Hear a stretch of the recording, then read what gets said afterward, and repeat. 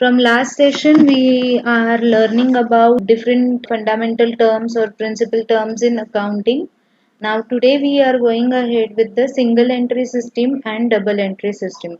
Actually, we are going to take just overview about single entry system and then we are moving ahead with the double entry system. So, single entry system is a bookkeeping system which is the oldest system of recording the business transaction. In this system, only one effect of each transaction will be taken into consideration. So, this system will be recognized as incomplete method of process of recording the transactions. There is no any principle or standard system in this. Every businessman has to record on their own way and the presentation will vary from the organization to organization. In this system, they are going to record only business transactions related to cash, debtors, and creditors. So, only personal account will be recorded as well as real account will be recorded. So, other accounts are avoided in this case. There are many limitations of single entry system due to which double entry system has come into existence. According to Piccoli, double entry system accounting is based on simple concept that each party in a business transaction will receive something and give something in return.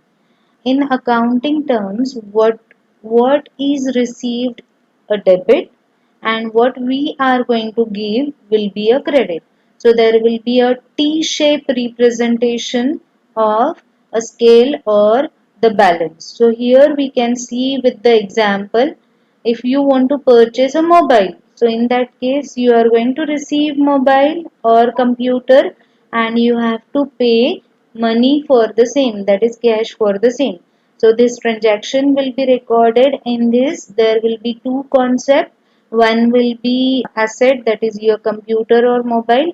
Another one will be the cash. So two aspect, one will be received, that is mobile or computer will be received, and another aspect will be given, that will be money or cash that you are going to give to the another party. So in this case there will be two aspects, one will be received, another one will be given. So the characteristics of double entry system, every business transaction affect affect two accounts. So there are two accounts involved in each business transaction. One of them will be debited and the other one will be credited. Every account is divided into two parts. So all the ledger accounts are prepared on the basis of original record, that is journal. So there will be two parts of ledger, one will be debits, another one will be credit. So debit will be represented on left hand side and right hand side will be represented with credit. Dual aspect of every transaction. The system is based upon this accounting truth that every debit has got its corresponding credit. That's why all the transactions are recorded simultaneously at the debit and credit side. This is what characteristics of double entry system. One more characteristics is there, based on accounting concept and conventions. This is the most important. In last session we have learned about accounting conventions and concepts. So double entry system is based upon universally accepted accounting concepts and conventions which one must follow while maintaining the books of account. So here in case of double entry system, we are going to follow all the accounting concepts and conventions. Now we have seen about single entry system and double entry system. Now we are going to make comparison between double entry system and single entry system. So meaning the system of accounting which is one-sided entry is required to record financial transaction will be the single entry system. So here in case of single entry system, we are going to consider only one side. We are not going to consider another side. Double entry system, for every transaction there will be two aspects. Simultaneously we are going to record both the aspects, so it is known as double entry system. Nature, if we consider single entry system, it is simple, and if we consider double entry system, it is complex as compared to single entry system. Type of recording, so if we consider the double entry system, there will be complete recording of transaction will be there, but single entry system will be incomplete records. Errors, hard to identify the errors in case of single entry system, but in case of double entry system we can easily locate the errors. Ledger, personal and cash account will be considered in case of single entry system. But if we consider double entry system, we are going to consider personal, real and nominal accounts. Single entry system will be preferred by small enterprises, and double entry system will be preferred by big enterprises. Why? Because the installation requires cost, so in that case it will be preferred by big organization only. Preparation of financial statement, in case of single entry system it will be difficult because we are recording one side, so we can't prepare profit and loss, we can't prepare balance sheet in that case, so it will be very difficult to prepare financial statements. But if we consider in case of double entry system, it will be easy because each transaction has dual aspects, so we can record both the things. Suitable for tax purposes. Single entry system is not suitable for tax purposes, but double entry system, whatever transaction we have recorded, whatever books we have maintained, will be suitable for tax purposes. Financial position, we cannot ascertain easily, but in case of double entry system we can ascertain the financial position easily. We are moving ahead with the next part, that is types of account. In last part we have seen a double entry system and single entry system. Now we are moving ahead with the types of account, which is next part of double entry system. In double entry system we have taken overview about debit and credit. Now how we are going to use that debit and credit, that we are going to learn in this system. Now we have seen in whatever terms we have learned in that, we have seen what is account. So an account is systematic presentation of all the transactions related to particular head. So an account shows the summarized record of transactions related to a person or thing. For example, when the entity deals with various suppliers, customers, each of the supplier and customer will be treated as a separate account. So an account may be related to a thing that can be tangible or intangible. For example, land, building, furniture, cash, etc. So when we consider cash account, in that case, whatever transactions are related to cash will be recorded into that particular cash account. An account is expressed in a statement form. It has two sides. Left hand side will be called as debit side, whereas right hand side will be called as credit side. Now debit will be denoted as DR, wherein D is capital, R is small, and credit will be denoted as CR, wherein C is capital and R is small. So we are not going to write it debit side or credit side, we are going to write DR or CR. Now we are moving ahead with the classification of accounts in accounting. So basically there are two classifications majorly. One is personal, another one is impersonal, and then impersonal will be bifurcated into real and nominal account. Now first of all we are moving ahead with the classification as personal account, real account and nominal account. Personal account will be classified as natural personal account, artificial personal account, and representative personal account. Real account is classified as tangible real account and intangible real account. And nominal, as such, there is no any classification in case of nominal account. Now we are moving ahead with the personal account. As the name suggests, personal accounts are the accounts wherein all the individuals, companies, firms, groups of associations, organizations, or any legal body which do have personal name, which do have certain name, will be recorded into personal account. These persons could be natural person or artificial person or representative person. Now natural persons are like us. So if it is recorded in my name, so it will be Rasika's account. If it will be recorded in another person's name, for example, Anjali is there, and in Anjali's name, so there will be Anjali's account, then Veer's account, Aryan's account. Likewise, there will be the name of the person, and in front of that account will be written A oblique C. Both A and C are capital.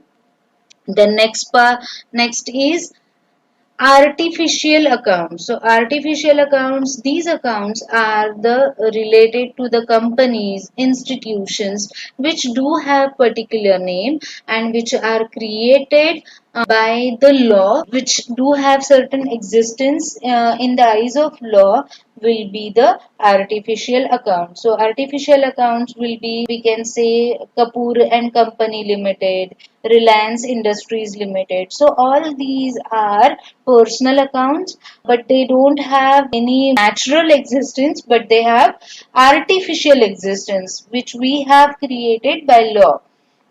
So all the companies, organizations, association which we have created artificially will be known as artificial accounts, and for them also we are going to apply personal accounts rule. Then representative accounts. So the accounts which are representative of some person are known as representative account. For example, outstanding expenses. Now, outstanding expenses, the expenses which are not yet paid, but for which we have received services, those are outstanding expenses. Then, prepaid expenses. The expenses which are paid, but for which paid in advance, for which we haven't received any services, will be your prepaid expenses. Now here loan is also your representative account. So for all artificial person or artificial accounts, representative account, as well as for personal account, your personal account rule will be applicable. Now what is the rule? Debit the receiver, credit the giver. For example, here two parties are there, myself and Anjali. I have received cash from Anjali. In that case, I am receiver and Anjali is giver. So are you understanding? Whenever I am receiver, at that time I am debited, and the person who is giver, that person will be credited. So the rule of personal account is debit the receiver, credit the giver. The next point is real account. So real accounts are the accounts which the rule of real account will be applicable to all the properties, all the assets or possession of the business. Now it may be in physical nature or it don't have any physical existence also. For them these rule will be applicable, as real accounts rule will be applicable to tangible assets as well as intangible assets. Now tangible assets which do have certain physical existence, like building, land, furniture, machinery, it has certain physical existence. But if we consider intangible asset, it do not have any physical existence, but it can be measured in terms of money, which we cannot feel, which we cannot touch, which we cannot see by simple eyes, but it has certain it can be measured in terms of money, so it will be considered as intangible asset. So most important example of the same will be the goodwill. So goodwill we can't see. What is mean by goodwill? Goodwill is reputation of the organization. So we can't see, we can't feel it. It doesn't have any physical existence, but it will be measured in terms of money. So it will be recognized as your intangible asset. Same way patents, copyrights are created in the name of particular person or in the name of particular organization. We can't see its physical existence, but it will be measured in terms of money. So all these will comes under real account. So real account will be included with all the assets which do have physical existence or not. It will be considered in real account. So what is the rule of real account? Debit what comes in, credit what goes out. Now whenever I am purchasing furniture, so furniture comes to me, so it will be debited. If I am going to sell any furniture, then it goes out from me, so furniture account will be credited. So whenever we consider any asset, if it comes to us, it will be debited. If it goes out from the business, it will be credited. Okay, so I guess it is clear to all. Next point is nominal account. So nominal account rule will be applicable to all the income, expenses, losses and profits of the business.